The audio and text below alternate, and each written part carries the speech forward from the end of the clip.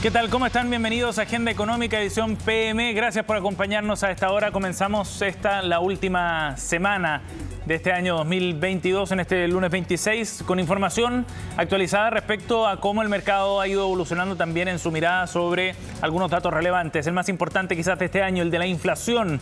Eso es lo que refleja la encuesta de operadores financieros publicada este lunes por el Banco Central y que recoge 57 miradas de distintos actores de mercado sobre lo que está ocurriendo a nivel macroeconómico. Y lo que muestra fundamentalmente es que hay una perspectiva de un mes de enero donde el dato de inflación sería algo más alto de lo que se había previsto inicialmente, pero lo que sí se mantiene en esta encuesta es que durante el 2023 viene un proceso de moderación de acuerdo a la mirada de los distintos analistas. Lo que plantea fundamentalmente este indicador es que en enero la inflación debería llegar para el dato mensual a un 0,6%, algo más alto de lo que se había registrado en la anterior encuesta de operadores financieros, porque habían pronosticado en la encuesta anterior que sería un 0,5% solamente. De todas maneras, para 12 meses hacia adelante, es decir, a diciembre del año 2023, la inflación ya debería estar en torno a un 4,5%, de acuerdo a la proyección de los 57 encuestados, lo que da cuenta precisamente de este descenso en el ciclo inflacionario. Sobre las expectativas para la tasa de política monetaria, lo que plantean los analistas es que probablemente la primera rebaja de tasa vendría en el mes de marzo. En la próxima reunión de política monetaria, en enero, habría una mantención todavía de la tasa, de acuerdo a lo que plantean los encuestados también. Y hay un dato bien relevante respecto a cuáles son los sesgos que tiene el Banco Central en su política monetaria, precisamente. Bueno, hay un sesgo a la suavización de la política, de acuerdo a los 57 encuestados, que sitúan en un nivel de 7, en una escala de 1 a 10. Por último, sobre el tipo de cambio, los encuestados por el Banco Central aseguran que en 7 días más el tipo de cambio debería estar bordeando los 870 pesos. En un mes debería acercarse a los 880.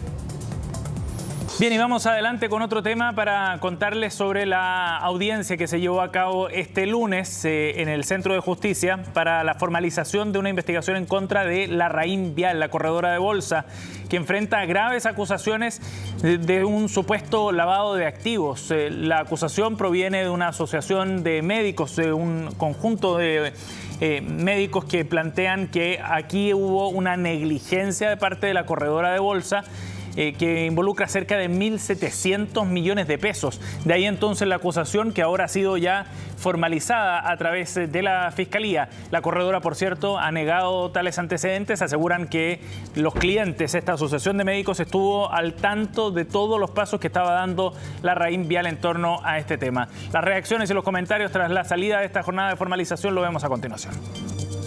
120 días de investigación fue el plazo que fijó el séptimo juzgado de garantía de Santiago para la indagatoria en contra de la corredora de bolsa Larraín Vial, que está siendo investigada por un presunto delito de lavado de activos. Este caso se remonta a abril de este año, cuando la Sociedad Médica y Maternidad Sierra Bella presentó una querella acusando a esta corredora de bolsa de haber cometido estafa y también lavado de activos con negligencia inexcusable por una suma que asciende a los 1.700 millones de pesos.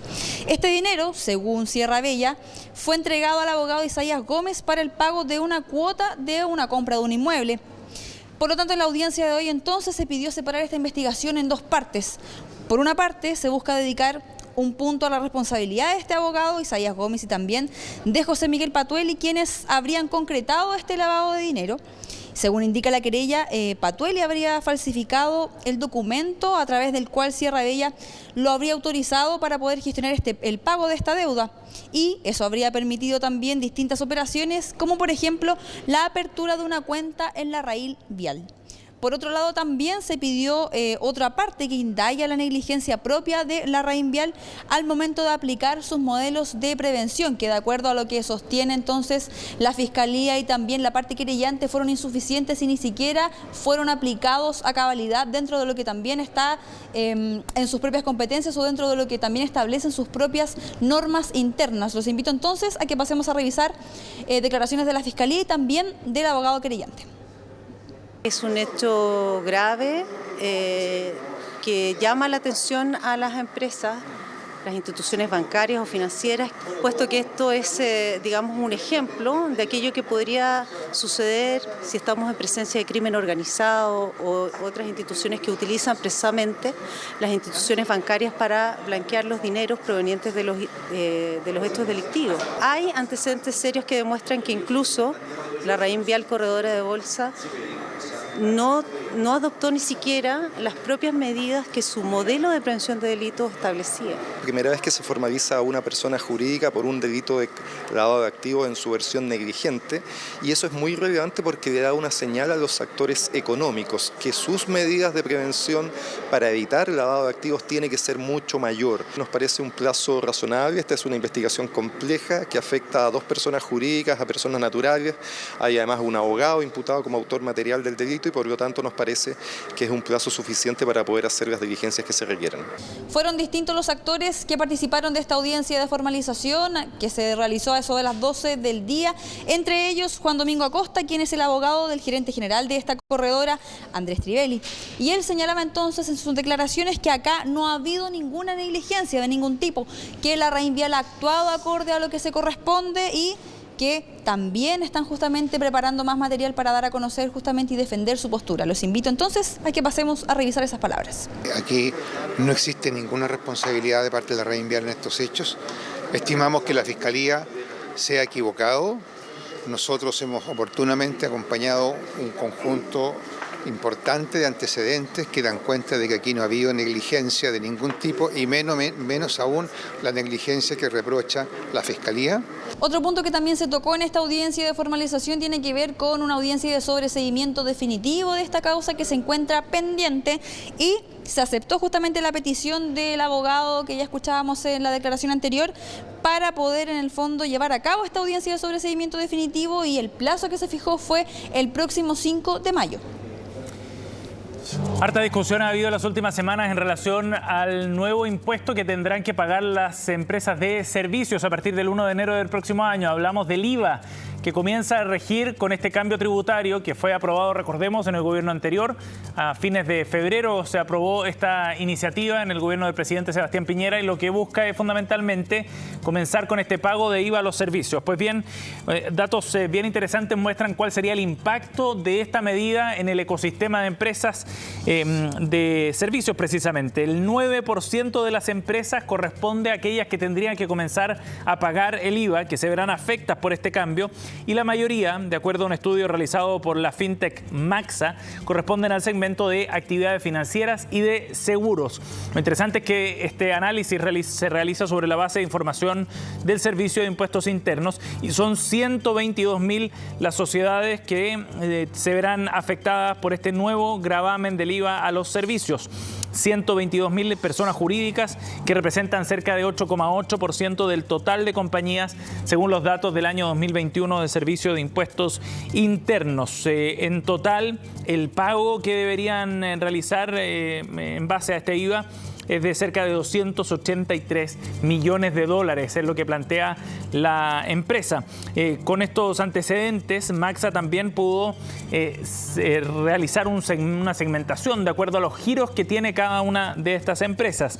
En base a esta información, serían las actividades financieras y de seguros las que representan cerca de 1/3 del total de empresas que estarán afectadas al IVA. 42.000 empresas en total a nivel nacional. Le siguen las de comercio al por mayor y por menor, con más de 20.000 empresas, y un poco más atrás aparecen empresas del rubro de información y comunicaciones, que son cerca de 17.000 empresas a nivel nacional. En total, todas estas compañías, de acuerdo a los datos recopilados por Maxa, las empresas que pasarán a pagar el IVA a los servicios facturaron cerca de 446 millones de UF en 2021, algo así como 18.000 millones de dólares. Recordemos que hubo toda una controversia porque la semana pasada, desde algunos gremios, entre ellos la Cámara Nacional de Comercio o la Multigremial de Emprendedores, plantearon la necesidad de aplazar la entrada en vigencia de este impuesto. Finalmente el Ministerio de Hacienda desechó esa opción, pero en el Servicio de Impuestos Internos sí se abrió la posibilidad de un periodo de cierta marcha blanca y de ajuste para aquellas empresas que requieran cambios en su estructura jurídica.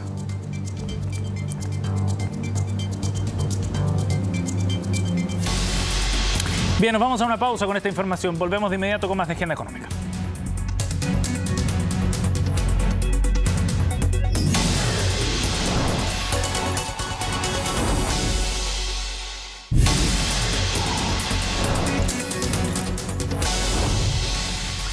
Estamos de vuelta aquí en Agenda Económica y vamos a conversar sobre un tema bien importante que esta semana además será muy relevante en nuestro país porque vamos a tener datos de empleo que dará a conocer el Instituto Nacional de Estadísticas. Y en ese contexto, este lunes conocimos a través del diario Pulso de un estudio que ha desarrollado el Observatorio de Contexto Económico de la Universidad Diego Portales y que muestra cómo ha ido aumentando el empleo informal acá en Chile. Vamos a conversar de este tema con el director del observatorio, Juan Bravo. Gracias por conversar con nosotros, Juan.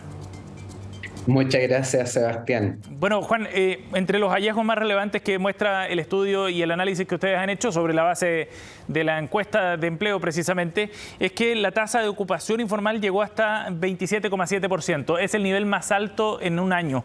¿Qué es lo que ha ocurrido con el empleo informal entonces, Juan? ¿Cuál es la evolución que han visto ustedes? Sí, lo que aquí está ocurriendo es que la recesión ya empezó, ¿cierto?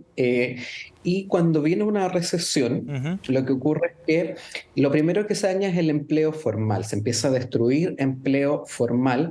Ello porque, por un lado, las necesidades de contratación disminuyen y porque también aumentan las desvinculaciones. Entonces, el empleo formal se resiente y ante la falta de oportunidades laborales formales que acarrea una recesión, entonces hay muchas personas que se insertan en empleos informales justamente para evitar el desempleo.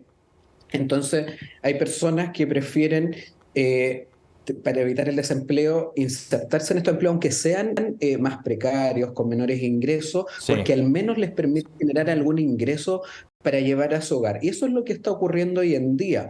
En el último dato del INE, cuando uno compara respecto al reporte previo, se destruyen 35.000 empleos formales. Pero lo que ocurre es que el empleo informal aumenta en 61.000. Por eso es que tenemos una creación neta de empleo. Pero aquí se está destruyendo empleo formal y eso ya había ocurrido también en el dato anterior. Entonces, ¿por qué no ha subido más la tasa de desempleo?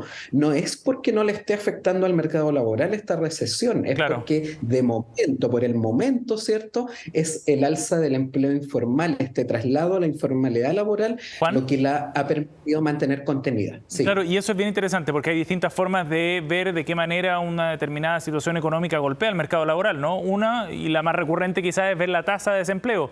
Pero acá esto está mostrando que hay un deterioro del mercado laboral entonces. Exactamente, aquí el deterioro ya está ocurriendo porque son magnitudes bien importantes, de una, como te comentaba, destrucción de 35.000 empleos.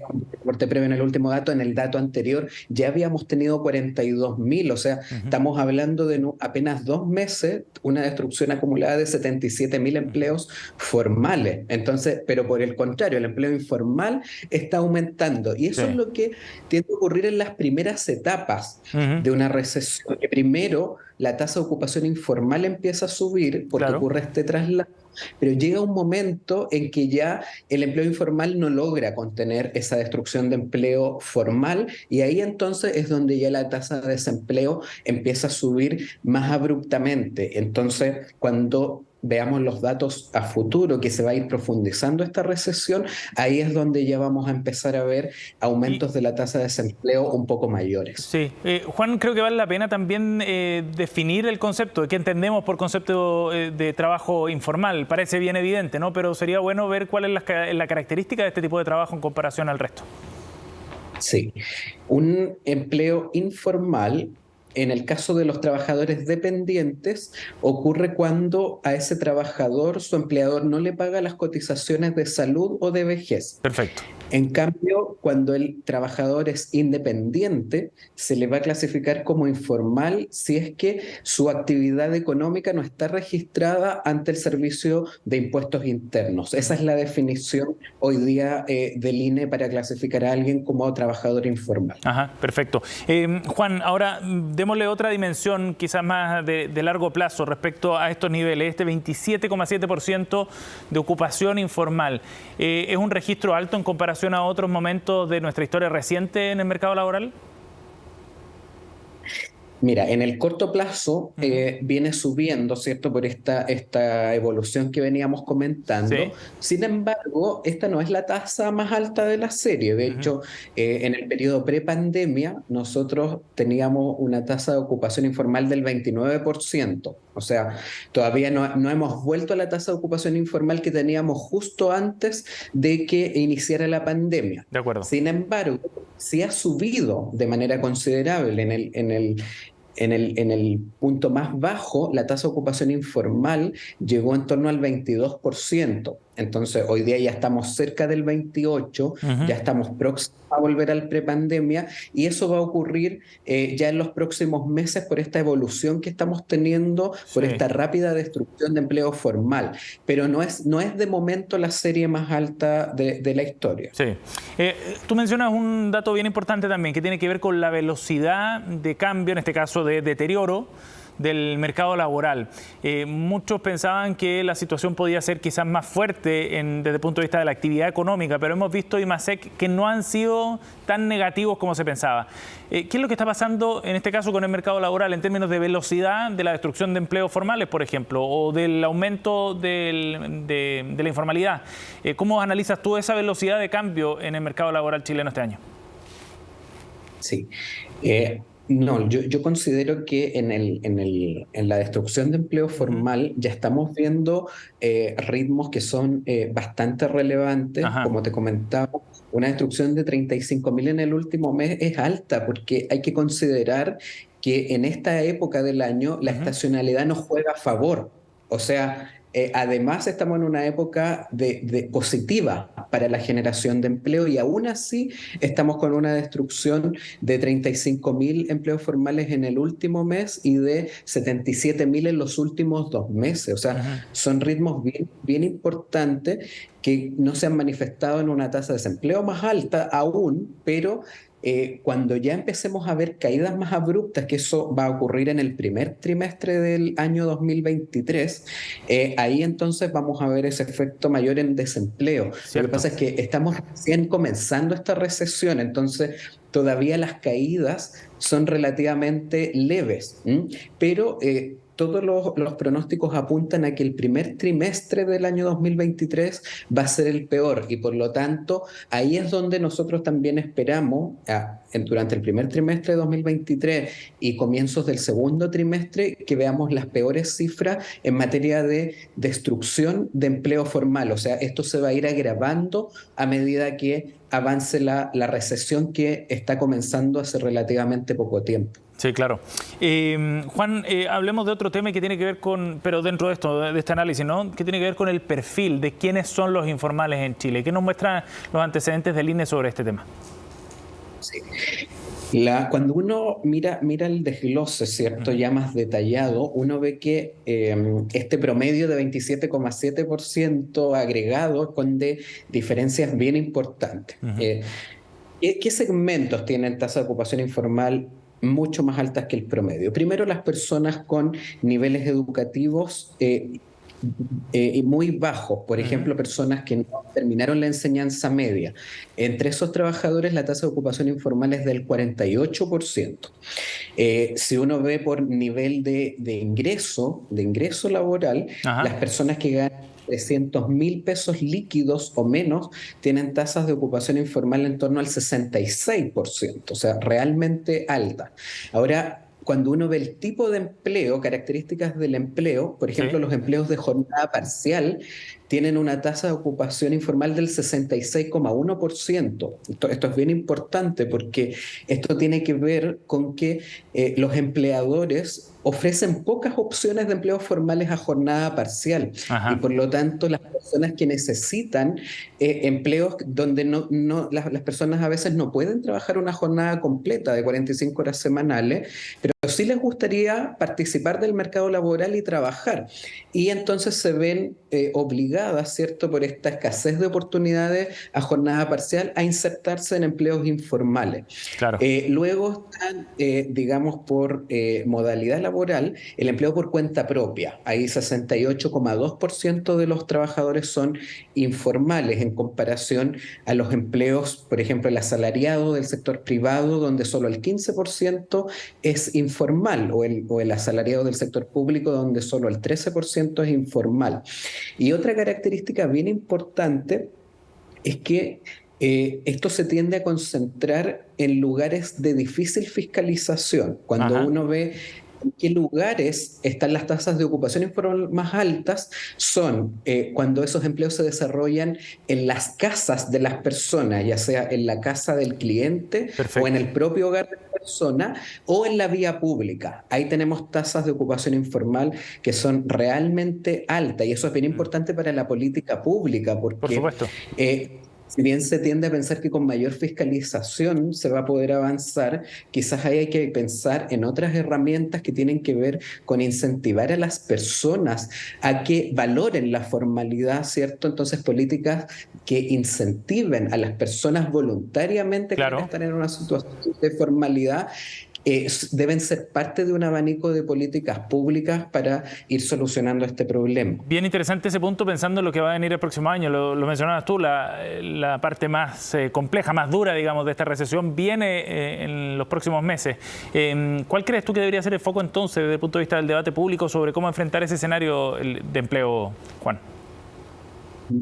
Sí, en primer lugar, yo creo que aquí es muy importante establecer medidas para que las personas cambien su relación costo-beneficio respecto a la formalidad laboral. Cuando uno ve la evidencia, ¿por qué las personas ejercen un empleo informal? En muchos casos porque los costos de la formalidad superan a sus beneficios, y eso tiende a ocurrir en empleos de muy bajos ingresos. Para esas personas, el costo del cumplimiento tributario, por ejemplo, no solo la tasa de impuestos, sino que todo lo que tiene que ver con tener que contratar contadores, ¿cierto?, para que le ayuden a llenar formularios, hacer trámites, pagar cotizaciones, todo eso, el costo es muy alto de la formalidad laboral, porque para personas que ganan muy pocos ingresos, porque esos ingresos ya son bajos. Entonces saben que cumplir con la formalidad laboral les va a generar ingresos aún más bajos. Entonces, por eso yo creo que ahí es muy importante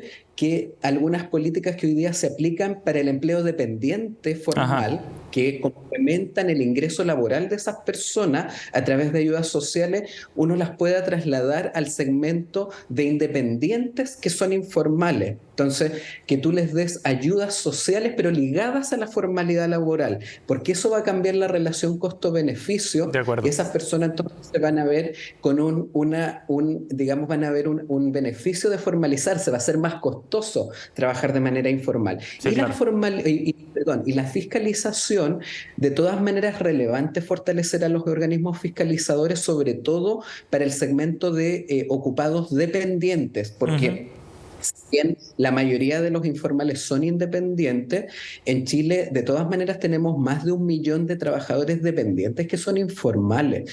Entonces ahí también no es que tampoco hay que olvidar a los dependientes, y ahí probablemente la fiscalización laboral sí puede tener muchos más resultados. Avance. Claro. Bueno, veremos qué nos trae la encuesta de esta semana. El viernes tendremos resultados nuevos del último trimestre móvil para esta encuesta de empleo del INE. Juan, muchas gracias por tu tiempo para conversar de este tema con Agenda Económica. Muchas gracias, Sebastián. Encantado. Chao, que esté muy bien. Cerramos Agenda Económica de esta forma. Gracias por acompañarnos. Sigan en CNN Chile, por supuesto, vienen más informaciones.